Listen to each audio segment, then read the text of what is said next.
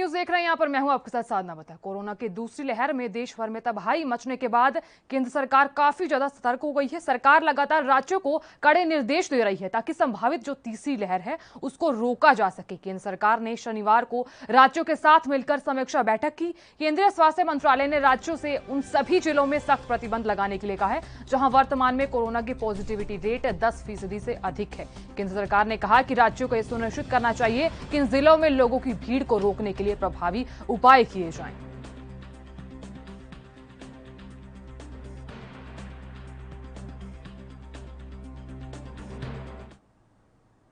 और वहीं दूसरी तरफ कोरोना महामारी से निपटने के लिए उत्तर प्रदेश की योगी आदित्यनाथ सरकार पर आर्थिक भार लगातार बढ़ रहा है। अभी कई और व्यवस्थाएं की जानी है। ऐसी दशा में योगी सरकार ने गैर जरूरी खर्च कम करने का अहम निर्णय लिया है। आपको बता दें, अधिकारियों की यात्राओं में कटौती से लेकर नए वाहनों की खरीद पर भी प्रतिबंध लगा दिया गया है। ईंधन पर होने वाले व्यय को कम करने के निर्देश भी दे दिए गए हैं। मुख्य सचिव राजेंद्र कुमार तिवारी ने खर्चों में कटौती के लिए आदेश जारी करने के साथ ही विभागों को इसका सख्ती से अनुपालन सुनिश्चित करने के निर्देश दे दिए हैं।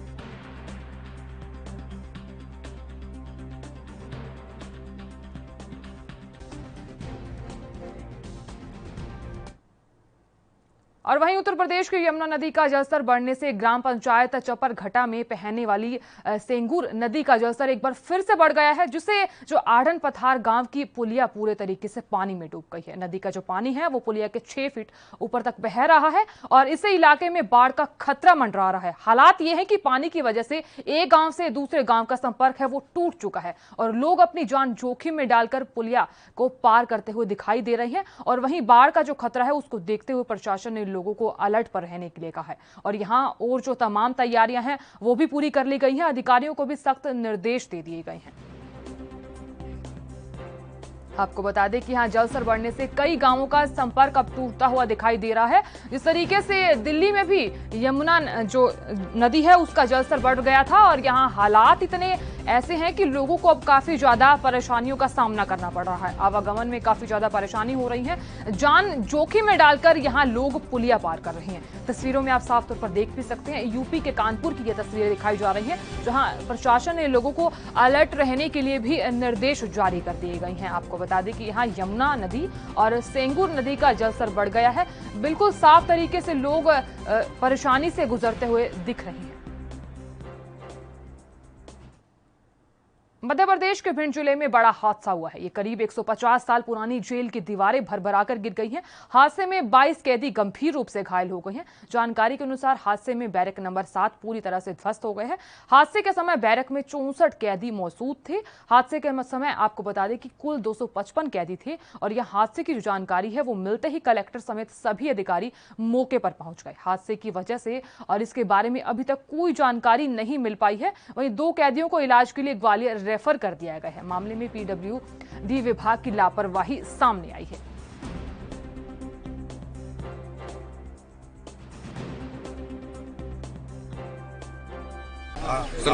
आज सुबह 5:10 के आसपास जो है ये जेल जो काफी पुरानी है, इसे 1958 में स्टार्ट किया गया था। लगभग 150 साल पुरानी जेल है।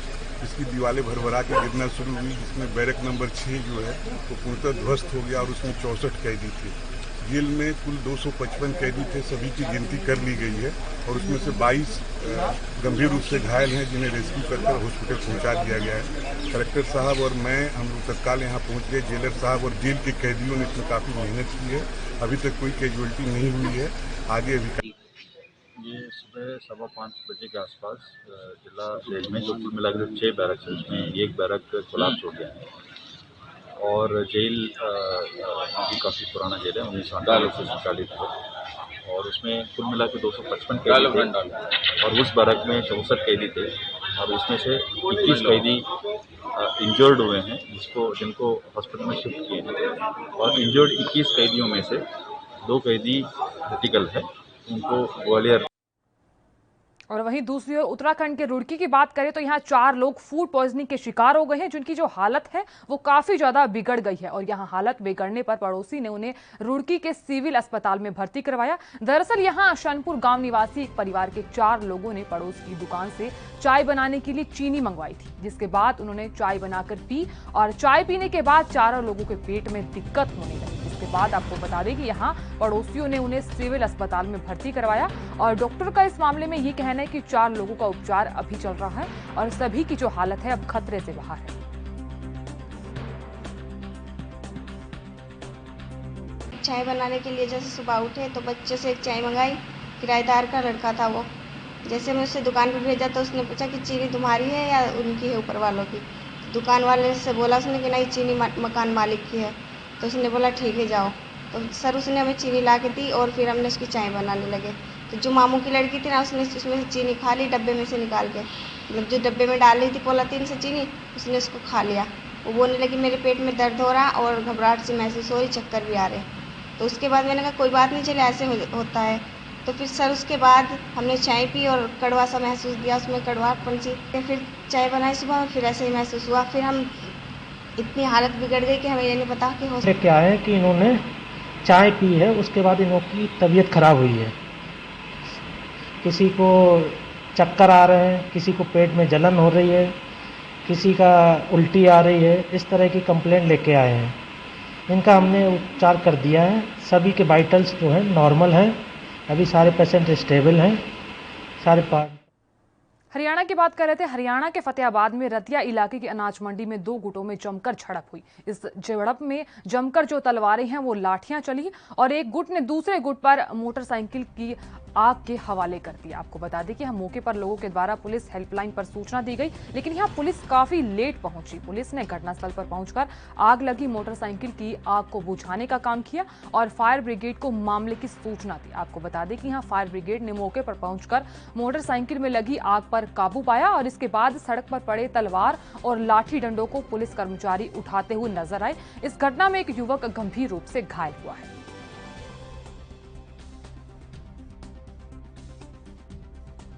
तो दोनों अफसरी में बहुत ही डंडों और लाठियों के साथ लैस होकर आ रहे थे। करीब 1 घंटा उनका यहाँ युद्ध चला जी, बहुत तगड़ा। और पुलिस को फ़ोन कर रहे थे, 112 नंबर पर नहीं लग रहा था। उसके बाद थाने का नंबर लगाया, वो भी नहीं लगा। और बाद में करीब आधे पौने घंटे बाद यहाँ पुलिस आई है और अब जो बाकी कोई कार्रवाई है वो कर रहे हैं। और दोनों पार्टियाँ आपस में भाग गई।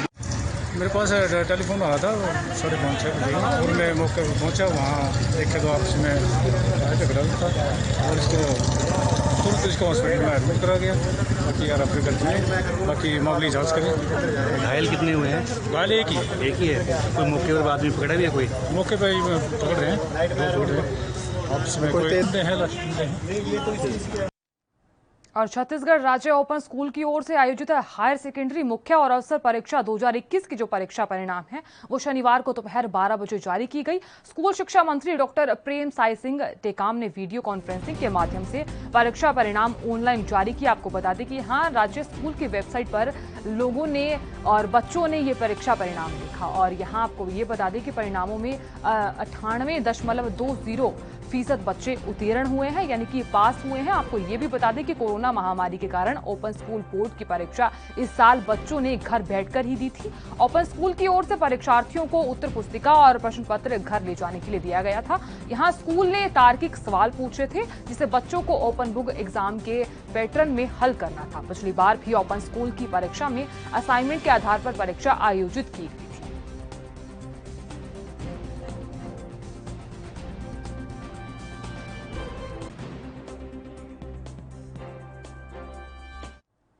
पहाड़ों पर बरसात के चलते यूपी के गढ़ मुक्तेश्वर खादर क्षेत्र में कुछ गांव की जो सीमाएं हैं वो जलमग्न हो गई हैं। गांवों की सीमाओं की बात करें तो यहां बाढ़ जैसे हालात बन गए हैं, जिसको देखते हुए प्रशासन की तरफ से बाढ़ चौकियां बना दी गई हैं और सभी को अलर्ट रहने के निर्देश दिए गए हैं। और इसी के साथ ही आपको बता दें कि ग्रामीणों की सुविधा के लिए नाव लगाकर नाविकों को तैनात किया जा रहा है।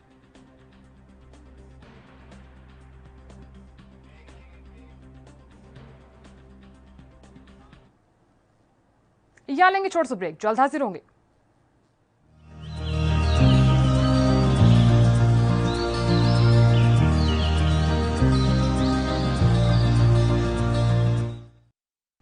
ब्रेक के बाद खबरों में आगे बढ़ते हुए हरियाणा के पलवल की बात कर लेते हैं। अमृत जल योजना के तहत चल रहे कार्यों में विवाद जो है वो खत्म होने का नाम ही नहीं ले रहा है। मोहन नगर की बात कर रहे हैं। अब धोलागढ़ में घटिया निर्माण सामग्री प्रयोग करने पर विरोध किया गया। आपको बता दें कि ग्रामीणों ने आरोप ये लगाया कि यहाँ घटिया निर्माण सामग्री का विरोध जब उन्होंने किया तो ठेकेदार ने उन पर रिवॉल्वर तानकर कहा कि ऐसे ही काम होगा जिसमें दम है रोक कर दिखाए। जिसके बाद गुस्साए ग्रामीणों ने मामले की शिकायत कैंप थाने में दी और यहां पलवल विधायक दीपक मंगला से भी मिले और ठेकेदार के खिलाफ कार्रवाई की मांग की है।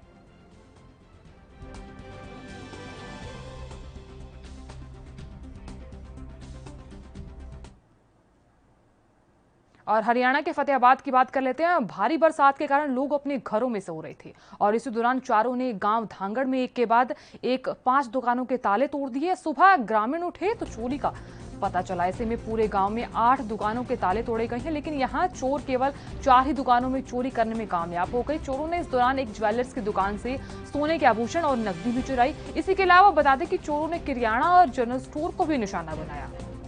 घटना की सूचना के बाद पुलिस मौके पर पहुंची और मामले की जांच शुरू कर दी।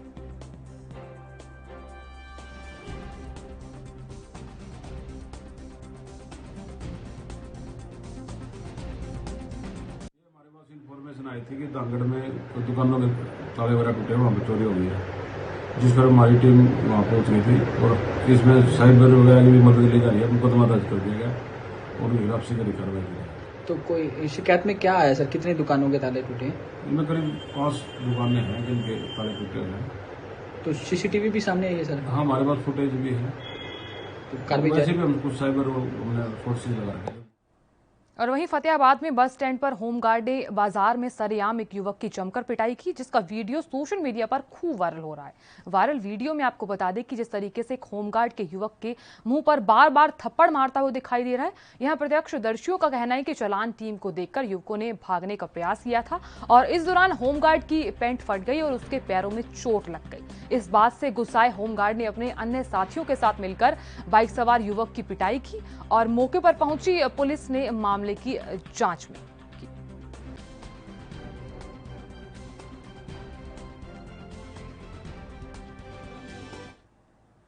हरियाणा के चरखी दादरी की बात कर लेते हैं, जहां आम आदमी पार्टी के सैर प्रभारी और राज्यसभा सांसद डॉक्टर सुशील गुप्ता के निर्देश पर बाढ़ड़ा में आपके हल्का अध्यक्ष राकेश चांदावास के नेतृत्व में विरोध प्रदर्शन किया गया और साथ ही राज्यपाल के नाम ज्ञापन सौंपकर हरियाणा के किसानों को तुरंत ट्यूबवेल कनेक्शन देने के साथ दिल्ली की तर्ज पर 200 यूनिट बिजली फ्री और 400 यूनिट तक हाफ बिल के साथ 24 घंटे बिजली आपूर्ति हरियाणा को भी देने की मांग की गई है।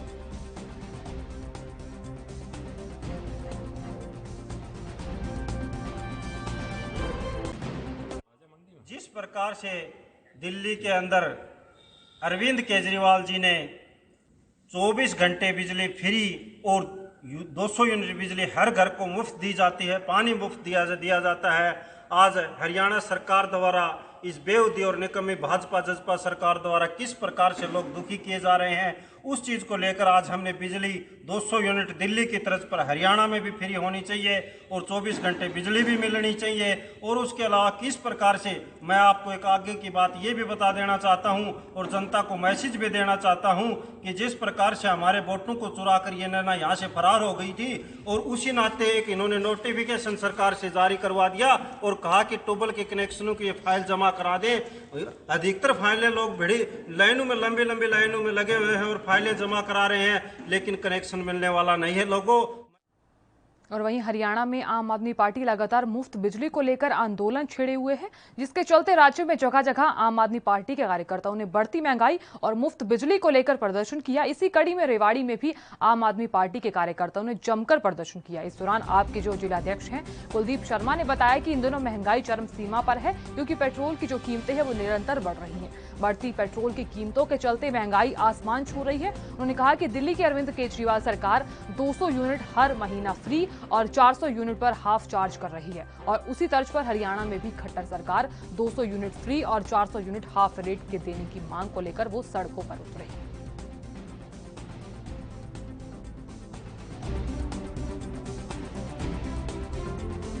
फ्री लेकर के हम आज प्रदर्शन कर रहे हैं दिल्ली, जहां पे 200 यूनिट फ्री है, 400 यूनिट का हाफ रेट लिया जाता है।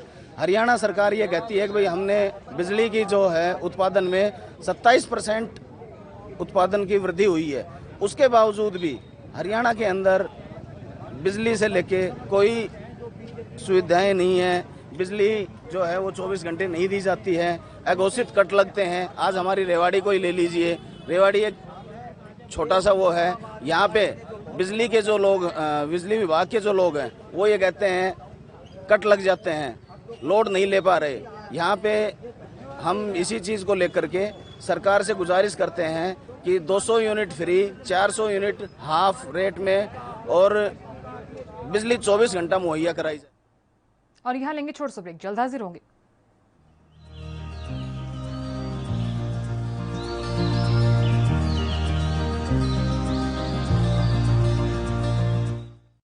ब्रेक के बाद खबरों में आगे बढ़ते हुए हरियाणा के रोहतक की बात कर लेते हैं, जहां मानसून की मेहरबानी का असर लगातार बना हुआ है। ये असर अभी 3 अगस्त तक यूं ही बरकरार रहने के आसार हैं।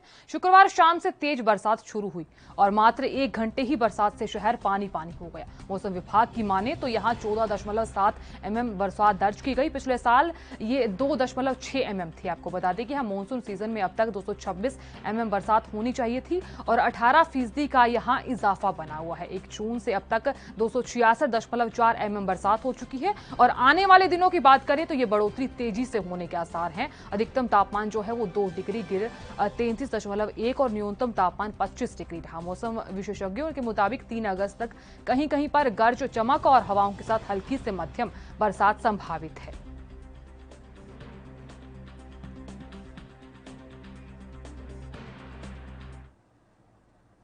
और यूपी के सिद्धार्थनगर की बात करें तो महंगाई से परेशान आम जनता ने सरकार से सवाल पूछना शुरू कर दिया है। डीजल पेट्रोल की महंगाई ने जहां व्यापारियों की कमर तोड़ दी है और यहां वहीं सरसों तेल हो, दाल हो, अन्य सामान की महंगाई ने किचन का जो है वो बजट बिगाड़ कर रख दिया है। महंगाई से यहां लोग परेशान हैं, व्यापारी परेशान हैं। यहां सभी लोगों ने सरकार से तत्काल प्रभाव से महंगाई पर अंकुश लगाने की मांग भी की है।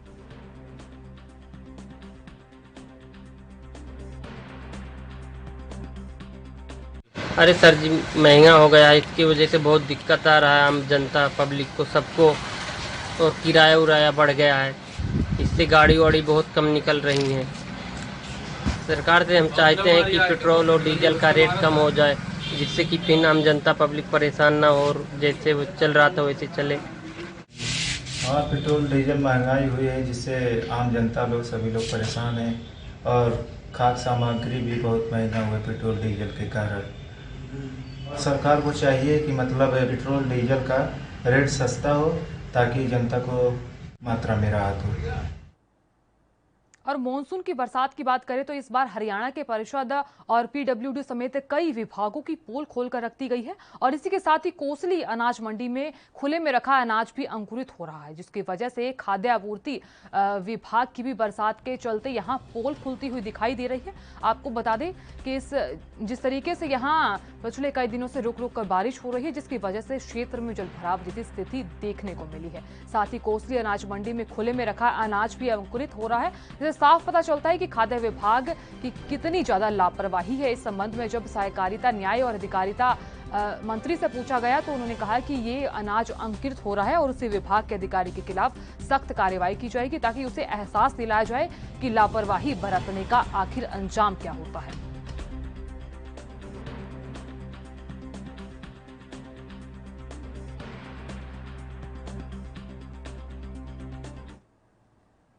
और मध्य प्रदेश के शिवपुरी जिले में पुलिस अधीक्षक द्वारा पिछले 3 माह से नशे के खिलाफ अभियान चलाया जा रहा है। साथ ही नशा कारोबारियों के खिलाफ कार्यवाही भी की गई है। नशे के कारोबार करने वाले फिर से प्रदेश में बेखौफ है, जिसकी जो बानगी है वो Fatehpur road Shiva medical store पर देखने को मिली। इस मेडिकल स्टोर पर दवाइयों की आड़ में युवाओं को नशे के इंजेक्शन और दवाइयां परोसी जा रही थी, जहां नशा करने वाले युवाओं के परिजन मौके पर पहुंचे और अपने बच्चों को मेडिकल स्टोर से नशे की दवाइयां लेते हुए रंगे हाथों पकड़ा गया। आपको बता दें कि नशा करने वाले युवाओं के परिजनों ने इस मेडिकल स्टोर पर जमकर हंगामा किया, जिसके बाद इस मेडिकल स्टोर के संचालक पुलिस ने कार्रवाई शुरू कर दी। आपको बता दें कि मेडिकल स्टोर के संचालक पर पहले भी नशे के सामान बेचने के खिलाफ मामला दर्ज हो चुका है।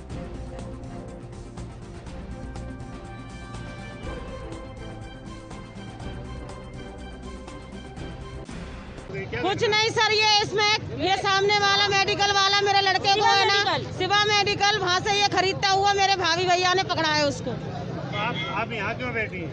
सर तो क्या करे, उसके लिए कोई कार्रवाई नहीं हो रही, उसको लेके नहीं जा रही पुलिस। आपने कंप्लेंट करी थी? हाँ, अभी यहाँ से ये ना मेरे लड़के को और एक और लड़के को वहाँ से लेके गए। अच्छा, ये बेचना है यहाँ? हाँ, ये है मेरे हाथ में। सरियाम हमने देखा है उसको, उसकी वीडियो भी है और वीडियो भी है और उसकी वीडियो भी है हमारे पास में। इसमें ये शिकायत हुई थी, इनफैक्ट ये जो शिवा मेडिकल स्टोर करके हैं, इसका ये वहाँ पे एक समाज के बढ़िया समाज का व्यक्ति गया था, उसने पता चला कि उससे इंजेक्शन सप्लाई करता है और उस पर उसके परिवार वाले भी पहुँचे कि ये नशे के लिए एविल इंजेक्शन देता है। तो उस पर से पुलिस ने फिर उसका जो वहाँ पे ड्रग इंस्पेक्टर वगैरह से हैं उनसे भी पूरा उस पर छानबीन कराई थी पूरे स्टोर की। उन लोग को करीबन 8 सीरीज मिली है एविल की और अनधिकृत रूप से ये बेच रहे थे, तो इसमें इनके ऊपर NDPS।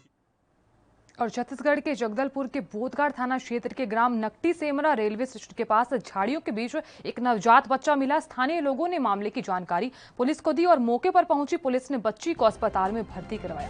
फिलहाल बच्चे की हालत ठीक बताई जा रही है और पुलिस मामले की जांच में जुटी हुई है।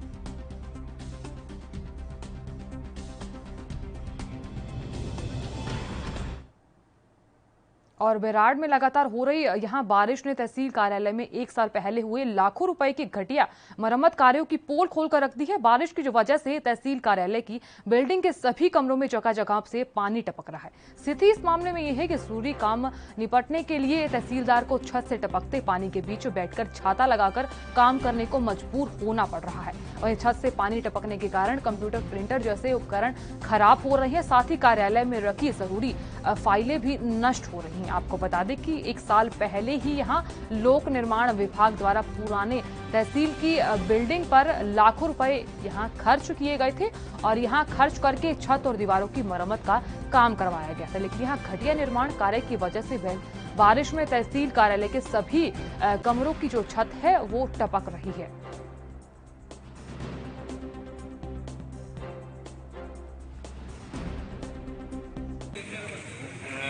इसमें जो पुरानी बिल्डिंग है तहसील की, इसके प्रत्येक कमरे में पानी आ रहा है।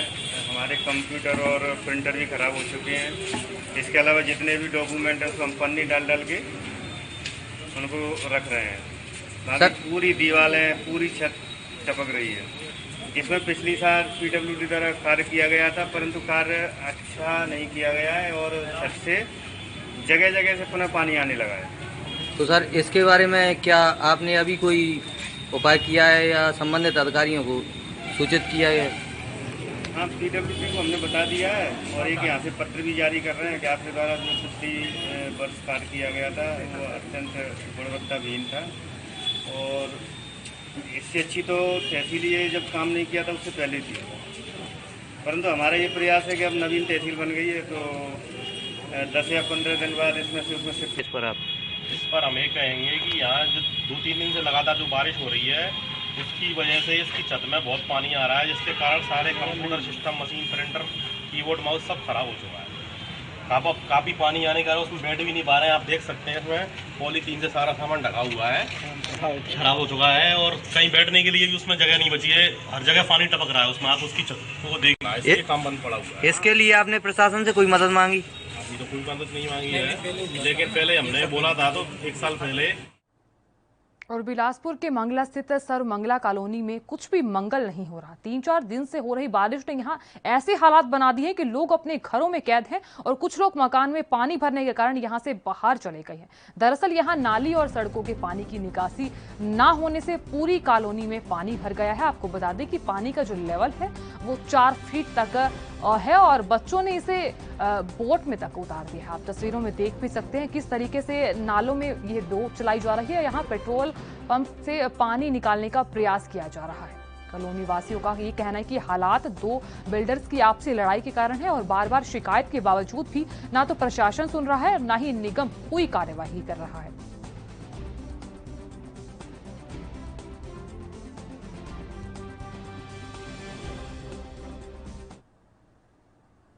और मध्य प्रदेश के भिंड जिले के अकोड़ा नगर परिषद के वार्ड 5 में भारी बारिश के कारण यहां ग्रामीण काफी ज्यादा परेशान है। जिस तरीके से यहां ग्रामीण परेशान है, आपको बता दें कि बारिश लगातार हो रही है और बारिश से फिलहाल ग्रामीण परेशान दिखाई दे रहे हैं। और यहां आपको बता दें कि यहां शिकायत करने के बाद भी ग्रामीणों को कोई समाधान नहीं मिल रहा। एमपी के भिंड की बात कर रहे हैं, जहां नाले से पानी की निकासी ना होने से जल भराव की जो समस्या है वो पैदा हो गई है। ग्रामीणों को लगातार परेशानी हो रही है। तस्वीरें भी आप साफ तौर पर देख सकते हैं। एमपी के भिंड की तस्वीरें हैं। लोग किस तरह से परेशान हैं, आवाजाही में परेशानी होती है। यहाँ बारिश की वजह से लोग इतने ज्यादा परेशान हैं कि उन्हें हर घंटे घंटे में जिस तरीके से परेशानियों का सामना करना पड़ता है।